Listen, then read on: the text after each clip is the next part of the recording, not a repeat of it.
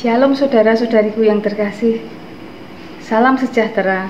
Semoga rahmat Allah yang Maha Kuasa senantiasa menyertai kita. Perkenalkan, nama saya Lucia dari Semarang, akan membawakan renungan Lexio Divina dari Injil Matius bab 19 ayat 16 sampai dengan 22 dengan judul Belajar untuk menjadi sempurna. Jika kita diminta untuk memilih, apakah kita mau sesuatu yang baik atau sesuatu yang sempurna? Tentu saja kita akan memilih sesuatu yang sempurna. Karena itu, bila kita memilih sesuatu yang sempurna daripada hanya yang sekedar baik, maka demikian juga Tuhan menginginkan kita menjadi anak-anaknya yang sempurna, bukan hanya menjadi orang Kristen yang baik saja. Yesus mengatakan, "Jikalau engkau hendak sempurna, pergilah dan jualah segala milikmu, dan berikanlah itu kepada orang-orang miskin, maka engkau akan beroleh harta di surga." Arti kata jualah ialah meninggalkan keterikatan dengan dunia ini. Hanya terikat dengan harta benda, pekerjaan, karir, hobi, gaya hidup, pasangan maupun keluarga, lalu pergi mengikuti Yesus. Maka kita harus mulai memikirkan hidup kekal dan mengumpulkan harta di surga. Lalu mengikuti Yesus, baru kita menjadi sempurna.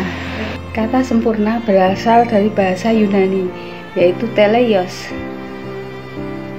Bagi orang Yunani, kesempurnaan berarti keberfungsian. Artinya sesuai dengan tujuan yang diharapkan dalam rencana, pola, dan pembuatannya. Menurut Rasul Paulus, ada 3 macam kesempurnaan. Pertama, kesempurnaan dalam hukum. Itu mentaati semua hukum Kristen dengan benar. Kedua, sempurna dalam sikap, yaitu sempurna atau dewasa dalam komitmen total dan merespon Allah tanpa mempertahankan sesuatu apapun. 3. Sempurnaan secara mutlak, yaitu dalam pikiran, ucapan, dan tindakan semuanya kudus juga benar. Mengapa hanya orang dewasa atau yang sempurna dalam iman yang dapat memperoleh Kristus? Jawabnya sangat sederhana. Jika kita hidup sesuai dengan perasaan dan pikiran kita sendiri, tentu kita tidak akan dapat memahami hati dan pikiran Yesus, sehingga kita tidak dapat berkomunikasi dengannya. Manusia harus mengejar keserupaan dengan Kristus dalam hal pikiran dan hati. Tanpa keserupaan ini, kita tidak dapat berjalan bersama Dia. Mana kita dapat memperoleh Kristus jika kita tidak berjalan bersamanya? Untuk dapat berjalan bersama Dia, kita harus meninggalkan keterikatan kita pada cara hidup yang lama, yang lebih mementingkan kesenangan duniawi. Kesempurnaan hanya mungkin kita peroleh jika kita rela menyerahkan segala sesuatu yang kita miliki dan takluk pada kehendak Tuhan.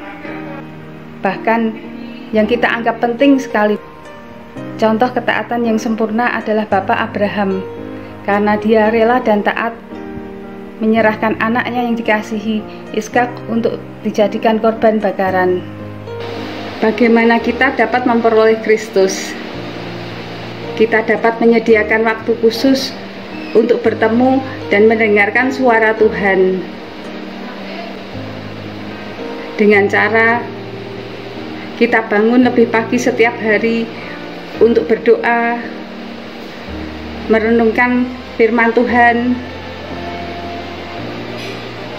mengikuti kursus kitab suci, berdoa rosario, melakukan puasa dan pantang, mendoakan dan memberikan semangat kepada sesama, mengunjungi orang yang sakit dan menderita, bersikap rendah hati dan mau mengampuni mereka yang bersalah, dan mau hidup secara sederhana. Marilah setiap ucapan, tindakan, pikiran, dan hati kita arahkan sesuai dengan standar Kristus, agar kita dapat memahami ajaran Yesus, sehingga kita dapat menjadi orang yang beriman, cerdas, tangguh, dan misioner.